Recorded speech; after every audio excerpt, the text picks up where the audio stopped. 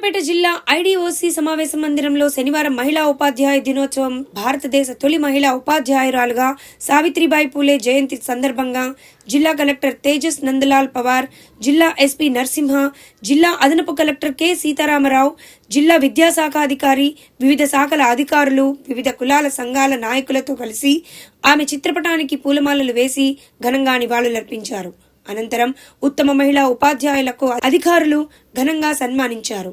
ఈ సందర్భంగా జిల్లా అధికారులు మాట్లాడుతూ సావిత్రిబాయి పూలే చేసిన సేవలను కొనియాడారు. గోడల మధ్య ఉన్నటువంటి ఒక విద్యార్థిని సంస్కరించే బాధ్యత, ఒక పవిత్రమైనటువంటి బాధ్యత ఉపాధ్యాయుడికి ఉంది. కాబట్టి అందులో ఇంకా మహిళా ఉపాధ్యాయులు వాళ్ళ ఓర్పు, మహిళలు అంటేనే భూదేవితో మనం పోలుస్తాం. భూదేవి అంటేనే ఓర్పు, సహనం, నేర్పు. సో ఇంతటి చక్కని గుణాలు ఉన్నటువంటి మహిళామణులు ఉపాధ్యాయులుగా ఈ రోజు రాణిస్తున్నారంటే జ్యోతిబాయి పూలే గారి సతీమణి సావిత్రిబాయి పూలే గారు చూపినటువంటి మార్గం.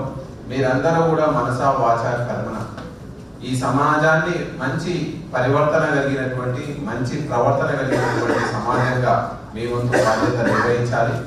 మీ దగ్గర ఎంత మంచి చక్కటి ప్రవర్తనని నేర్చుకొని సమాజానికి భావి భారత పౌరులుగా వస్తారు. కాబట్టి సో వాళ్ళందరూ మంచిగా వస్తే మాకు పని తగ్గుతుంది.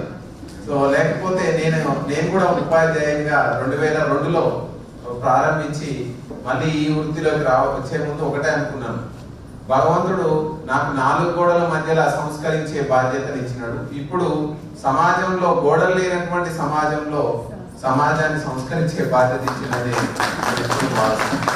కాబట్టి మరొకసారి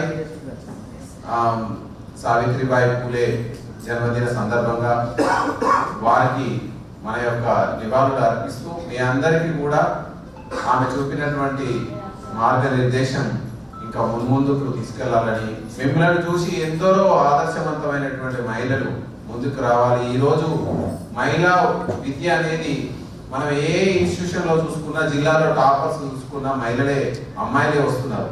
దానికి అందరికీ కూడా మీ వంతు ప్రేరణ అనేది వాళ్ళకు ఉంటుందని మేము గట్టిగా నమ్ముతాం. మీ అందరికీ కూడా ఈ అవకాశం ఇచ్చినటువంటి కలెక్టర్ గారికి.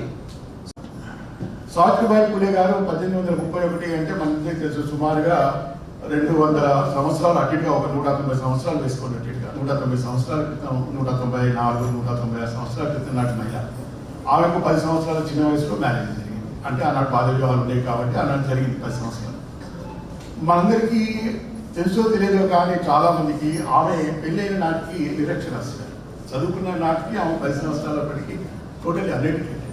ఆమె పెళ్లి అయిపోయిన తర్వాత ఆమె భర్త అయినటువంటి జ్యోతిరావు పూలే గారు ఆమెకు అక్షర జ్ఞానం, విద్యాబుద్ధులు అనేటటువంటిది ప్రాథమిక గురువు ఆయనే, జ్యోతిరావు పూలే గారు. ఇక్కడ మనం తెలుసుకోవాల్సినటువంటి విషయం ఏంటి, పురుషులు స్త్రీలను చేరదీసి, అంటే భర్తలు కానివ్వండి, తల్లిదండ్రులు కానివ్వండి, స్త్రీ ఉన్నతికి ఫస్ట్ గురువు ఎవరు అంటే పురుషుడే.